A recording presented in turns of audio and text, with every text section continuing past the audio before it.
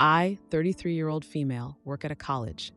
I am updating my office to be more comfortable for myself and for when students come in. I love houseplants, and I love that my office looks like a mini jungle with pothos, monstera, aloe, snake plants, and a ruby rubber tree in it. I've received many compliments. On Facebook, an older woman, maybe late 60s, early 70s, was selling her amazing burgundy rubber tree for $75. This tree is a 6-foot beauty, and the lady said it's been growing for over 20 years. It's well maintained and would fit perfectly in the corner of my office. So I go over and buy it from her. I can tell the lady is very sentimental over this rubber tree. She was extremely picky about the type of transportation I was using to move the tree. She almost didn't sell it to me because I told her I was using an open bed truck to pick it up. She wanted me to be very careful with it. She was telling me stories about it, etc. Anyway, she has been a difficult seller compared to other Facebook Marketplace people. So when I finally drove away with the tree, I was glad to be done with it. I moved the tree into my office, and it looks amazing. I'm very happy with the purchase. The next day, the lady messages me on Facebook asking me how the tree is doing. I try to be polite and tell her it's doing great in my office and looks beautiful. I once sold an expensive juice press at a discount on Facebook, and the lady who bought it from me went home and excitedly sent a juicing picture to me to show me how much she loved it. Lol. So I'm not necessarily opposed to messages from seller-buyer. Well, the lady says she had a change of heart and would kindly like to get my tree back since she's had it for so long, and she doesn't know what she was thinking. I tell her I'm sorry, but it's already been sold to me, and I'm keeping it. She messages me back frustrated, saying that she made a mistake and that if I don't give it back, she would report me to Facebook. I told her I will not be giving it back to her as I bought it freely and fairly, but that she can rest assured that I will take care of the plant. I also told her I would be blocking her. So I did. I felt kind of bad, but it was a weird situation. The next day, I'm working in my office when I get a knock on the door and I turn thinking it's a student. But no, it's the Facebook lady. I'm floored. I told her showing up to my workplace is inappropriate. She apologized to me and told me she saw where I worked at on my profile and then went to the front desk to inquire where my office was so she could talk to me in person. She saw my plant in the corner and had a handful of cash and tried to give it to me, saying, "Here's your money. Please just let me take my plant and I'll be on my way." I told her that this was crazy and could be considered stalking, and she needs to get out of my office before I call campus security. She kept arguing with me and wouldn't leave, so I called campus security to remove her. When security came, she started crying and told me I was heartless and left without the guard having to escort her off campus. After I talked to the guard, he said to me, "She's an old lady. If it was me, I would have just given her the plant back." I kind of felt bad like I did something wrong, but at the same time trying to demand back something she sold to me, especially by coming to my office, was crazy. Am I the idiot? Should I just have given her the plant back? Now for a few comments before the update. Comment 1. I was going to go with nah until I got to the "she showed up at my workplace unannounced and refused to leave" part. Not the idiot, OP. When she asked politely via Facebook, I probably would have considered it. It's just a plant, but it clearly has sentimental value to her. Whatever, I can buy another plant. But to show up at your workplace and refuse to leave? Nope. That crosses the line into AH territory, sorry. Comment 2. Probably would have just given it back. I know people on here are all about the principle of things, but making an old lady cry over something she's had for 20 years is just crazy to me. Like, what if that tree was from a dead loved one and there were conflicting emotions going on with her? It just seems like the empathetic thing to do. Now for the update. Hey everyone, thanks for all the comments on my last post. I've got an update for you all, and let me tell you, it's been a wild few days. So after the whole ordeal with the Facebook lady showing up at my office, I thought that was the end of it. But boy, was I wrong. The next day, I came into work to find a small crowd of students gathered around my office door. There, taped to the door, was a note in shaky handwriting that read, "Please return my life's joy." My heart sank. I knew immediately it was from the lady. I had to explain to my students that it was a personal matter, and they seemed to understand, but I could tell they were curious. I spent the day with a pit in my stomach, feeling like I was being watched. And sure enough, as I was leaving work, I saw her sitting on a bench across the street, just staring at the building. It was unsettling, to say the least.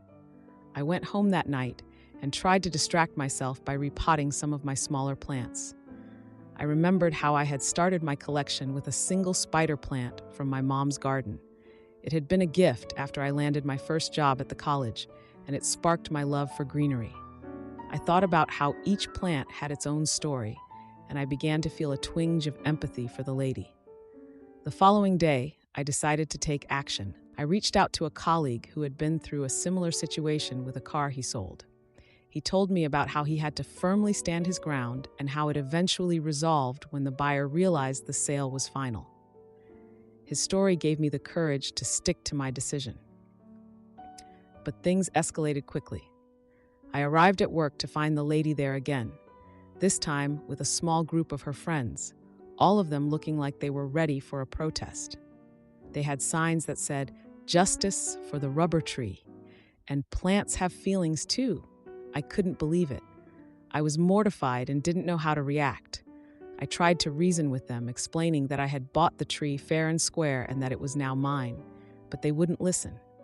They started chanting, and one of the lady's friends even tried to push past me to get into my office. I had to call campus security again, and this time they had to escort the whole group off the premises. The confrontation had attracted quite a bit of attention, and I could feel the judgmental stares from students and faculty alike. I was the talk of the college for the rest of the day, and not in a good way. I felt like I was in the middle of a bad dream. That evening, I sat in my office, looking at the rubber tree. It was beautiful, but it had brought me so much stress. I started to question whether it was worth it. I remembered the lady's stories about the tree, how she had cared for it through her husband's illness, and how it had been a source of comfort for her. I realized that the tree wasn't just a plant to her, it was a companion through some of her toughest times. The next morning, I made a decision. I reached out to the lady through a mutual friend on Facebook, someone who had commented on the original sale post. I told her that I wanted to talk. We met at a coffee shop near the college, and she came alone this time. She looked tired and worn out, and I could tell the past few days had taken a toll on her. We talked, and she shared more about her life and what the tree meant to her. I shared my love for plants and how I understood that they could be more than just decorations. It was a heartfelt conversation, and for the first time, I saw her as more than just a difficult seller. After a long talk, I made an offer. I told her that I would return the tree to her, but on one condition. She would have to donate the $75 to the college's botany club to help educate students about the importance of plants in our lives. She agreed without hesitation, tears welling up in her eyes. We walked back to my office together, and I helped her load the rubber tree into her car. She hugged me tightly and thanked me, and I knew I had made the right decision. As she drove away, I felt a weight lift off my shoulders. I stayed for the kids, but when my partner befriended a liar from a dating app and lent him money, our second chance at love turned into a heated goodbye. Buckle up. There is a lot to cover. A year and a half ago, I told my wife I didn't want to be married anymore. I hadn't wanted to be married for over a year at that point, but was staying for the kids. That changed when I met someone I thought I could have a good relationship with, and that gave me the courage to end my marriage. Cowardly, I know. Now, I know some of you may think she can do no wrong in terms of our relationship at this point, but I disagree and shall continue. After 3 months of vacillating between ending my marriage and staying, I decided I wanted to stay. She said no, and we began a separation that lasted 11 months. After the separation, she said she was ready to start again, and we began our second relationship 3 months ago. During the initial 3 months, she met a guy on a dating app. He never made a move on her romantically, but they developed a friendship that has lasted and grown throughout these 17 months, to the point they talk daily, sometimes on the phone. She doesn't hide anything. She freely answers any questions I ask regarding the nature of their friendship, and I believe her accounts of them. Well, a little over a month ago, he told her that he and his kids were going to be kicked out of his apartment because he couldn't pay the rent, and he asked for a loan of $1,300. She gave it to him. Then she told me later that day after the fact. She said she didn't tell me before because she thought I'd say no. I believe I'd have said it's her choice, but thanks for consulting me. But I don't know, as I wasn't given the chance. A few weeks after that, she goes to his apartment to play tabletop games with him and his friend. I wasn't a fan of this. I was concerned for her to be alone with him. I don't believe she would do anything with him. But he did ask her if we'd open our marriage so they could have intimacy. She declined. So my request was that if the friend was leaving, she should leave too, so they won't be alone. She agreed. Anyways, while there, she sees him using drugs, which makes her uncomfortable, but she stays. He made a few passes at her, which she first ignored, then chastised him. The friend also chastised him, saying he shouldn't be hitting on married women. He later apologized, but added that he wasn't in his right mind due to the drugs. A few weeks after that, they arranged to play tabletop games again. She, he, his kids, and the same friend were going to eat at a pretty expensive restaurant around 230p, then return to his house again to play the games. The friend bails on the restaurant, so it was just my wife and the guy and his kids. I assume she paid for herself and he paid for him and his kids, but I didn't ask. So they returned to his apartment. She called me while on the way to say the friend bailed on the restaurant, but would meet them at the house and share details from the restaurant, including making it abundantly clear to his kids that she is married and has kids and that they are just friends. They get to his apartment and begin playing games. The friend reportedly drives there, but never goes inside the apartment and leaves. So it's just her, him, and his kids. In the day before going, she said she didn't expect it to go beyond 10p. Well, about 9:50p, she texts me that they're getting pizza, then will return to finish the games. They finish the game around 11p, and she calls me on the way home. She shares about the games. This is also when she tells me the friend never showed up to play games. Then a few minutes later, she told me the kids got picked up at 10p. They waited for the kids to get picked up before getting pizza. This means they were alone for the last hour. She said it's fine because she's not interested in him like that and would never cheat. I said it's not fine because when you are in a relationship, you should tell your partner ahead of time if you're going to be alone with a person of the opposite intimacy at their house, at least as a courtesy. She said maybe in a normal relationship, but we don't have a normal relationship. I said to not do that is disrespectful to the relationship. She then shared that she spent time alone with another man a week ago in his car as they returned from an event together and sat and talked for 30 minutes while waiting for the rest of the group to catch up, and that there's nothing wrong with it, and I just don't like this particular guy. So what's the verdict? Am I the idiot? Now for a few comments before the update. Comment 1. You ended the life of your marriage. You cheated, at least emotionally and maybe physically, asked for a divorce. And that's the day your marriage ended for your wife. The fact that she is now spending time with another man is irrelevant. Welcome to the world you created. Personally, I would be very concerned that your wife is being taken advantage of financially. Her getting scammed of her money hurts her and her ability to be a mom to your kids. That doesn't sound like your concern. If your finances are already separated and they should be considering that you initiated the end of your marriage, you are the one at fault. You have no say over how she lives her life or spends her money. If your finances aren't separated, both of you are at fault.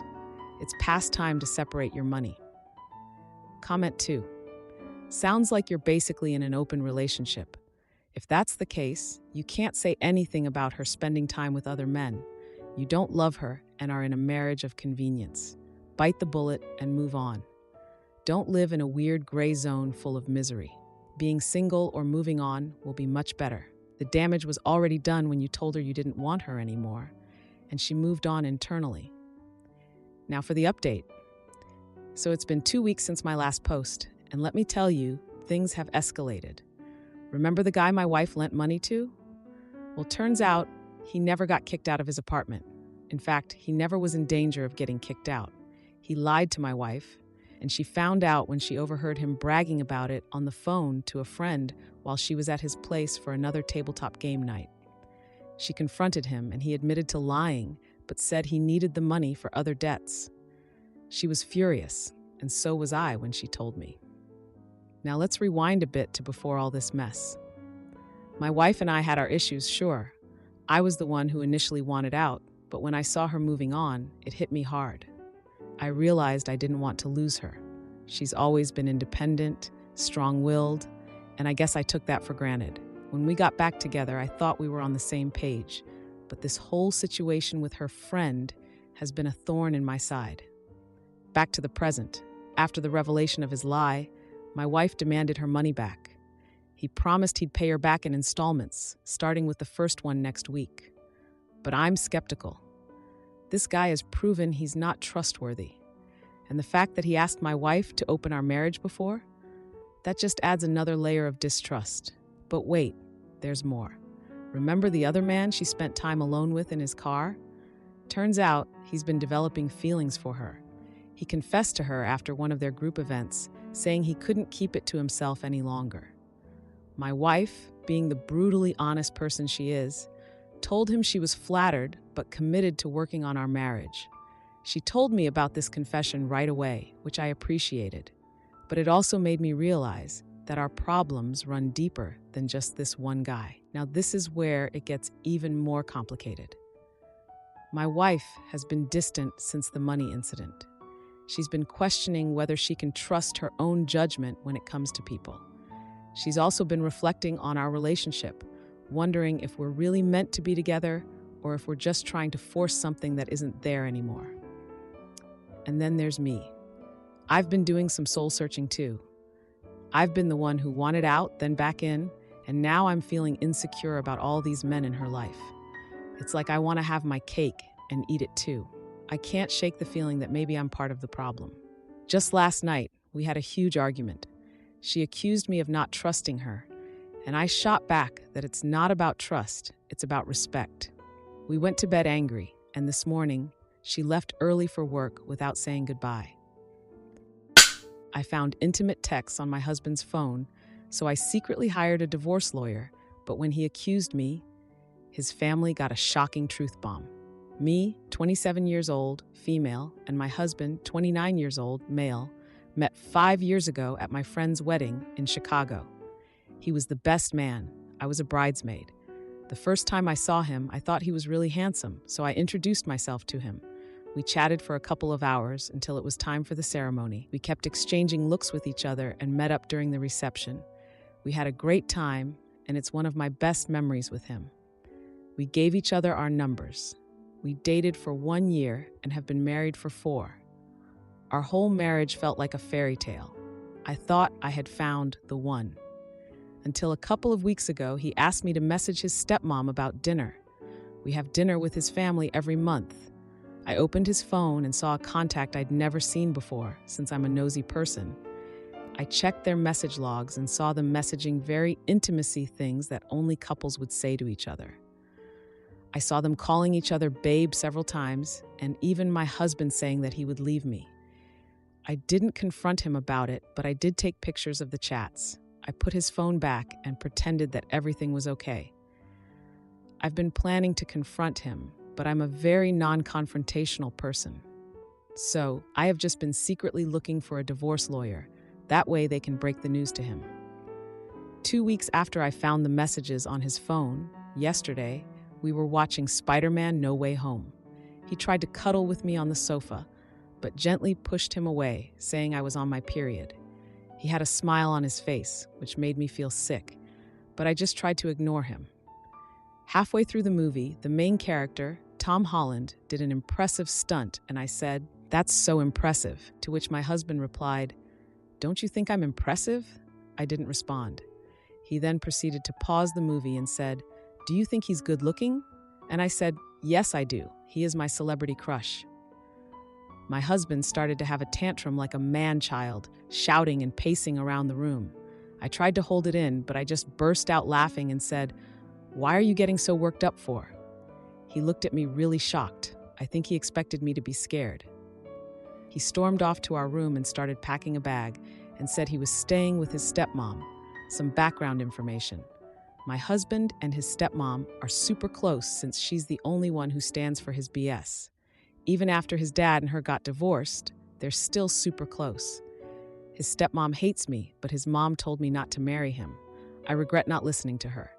P.S. Me and his biological mom are quite close. Only an hour later, his stepmom, I'll call her SM, was spamming me and calling me slurs, which I won't say on here.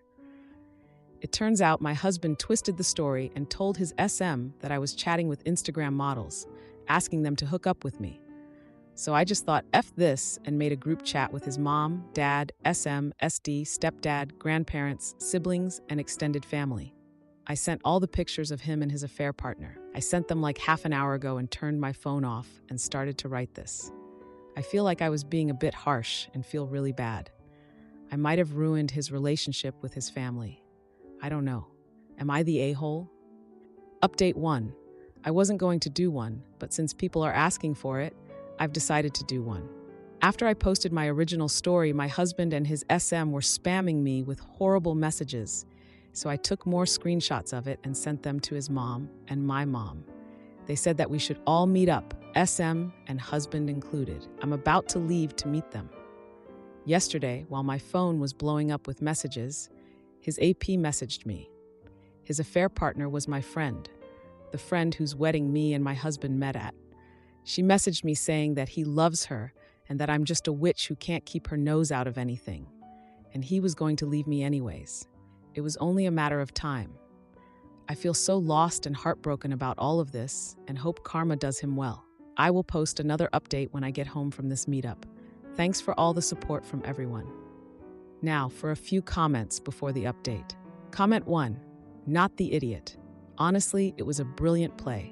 Protecting yourself and your reputation should always be your priority. I hope you found a good divorce attorney. Make sure they get those pictures too. Comment 2. Not the idiot. If his relationship with his family is ruined, it's because of his cheating, not because you exposed it. Now for the update.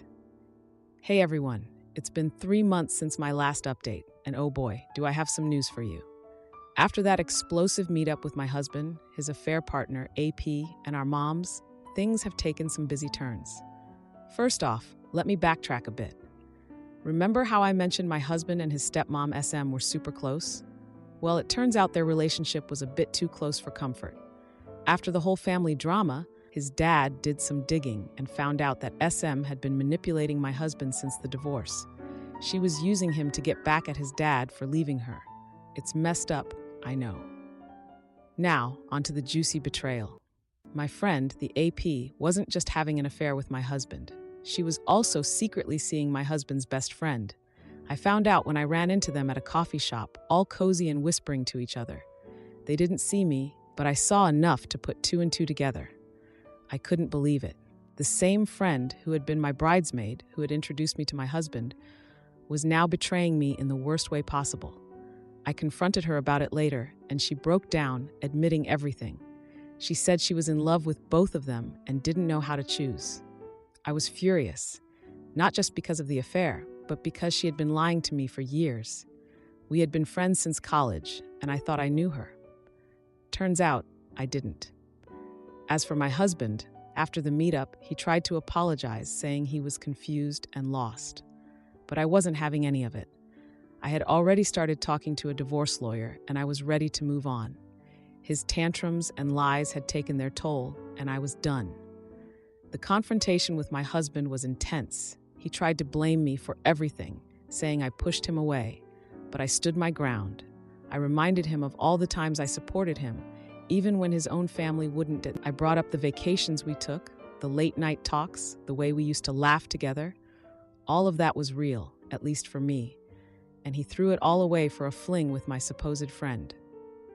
His family was shocked by his actions. His grandparents, who had always been so proud of him, couldn't even look at him. His siblings, who had looked up to him, were now questioning everything he had ever told them. And his biological mom, who had warned me about him, was there to support me through it all. She told me she had seen red flags years ago, but had hoped for the best. The divorce proceedings were messy. My husband didn't want to give up without a fight, but I had evidence of his infidelity, and my lawyer was top-notch. We ended up settling out of court, but not before some heated exchanges and more tantrums from him. Throughout all of this, I've been leaning on my family and friends for support. Well, the friends I can trust. Anyway, I've also been seeing a therapist to work through the betrayal and hurt. It's been tough, but I'm starting to feel like myself again. Just last week, I ran into my husband's best friend, the one who was also seeing my AP. He had the nerve to try and apologize to me, saying he didn't know she was with my husband when they started their thing. I didn't buy it. I told him he was just as bad as the rest of them and walked away. So, that's where I am now. Divorced, healing, and moving on. My ex-husband is still trying to play the victim, but I'm not falling for it. His SM has been eerily quiet, which is fine by me. And as for my former friend, the AP, she's out of my life for good. If you like this video, you'll probably like these too. Also, while you're here, please consider subscribing. It's your support that keeps this channel alive and allows me to make better and longer videos. Have a great day.